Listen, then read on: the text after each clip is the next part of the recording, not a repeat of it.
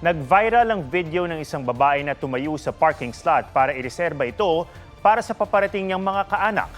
Binatikos ang babae na may hiling ngayon sa netizens. May report si Katrina Son.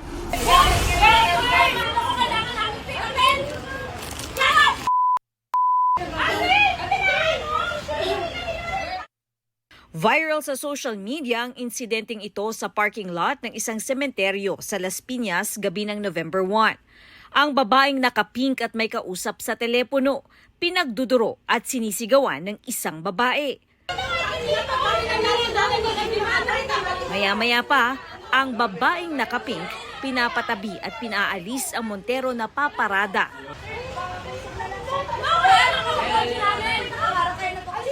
Tuloy ang pagtatalo kahit na may dumating na tila parking attendant.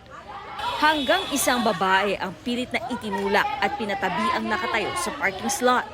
Unang-una, nagkukos siya ng any obstruction doon sa area. Pag nakasanayan na natin po yan, magulo po ang mangyayari sa parking. Ang babaeng nakapink at nagsilbing human cone para i-reserve ang vacant parking slot, nagpaliwanag. Pagpunta ko doon, umalis lang po talaga yung nakapark doon.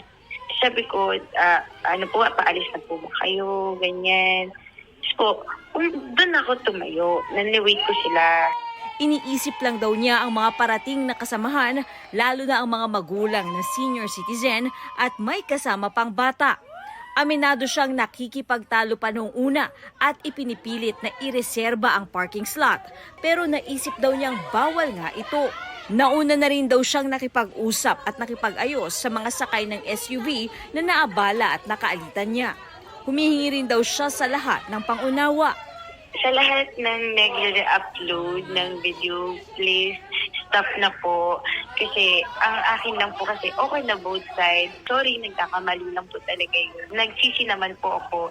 Ayon sa nakausap naming abogado, wala namang batas na nagbabawal sa pagtayo at pagreserba ng parking space. Pero yung pagtayo niya, it would amount to intimidation.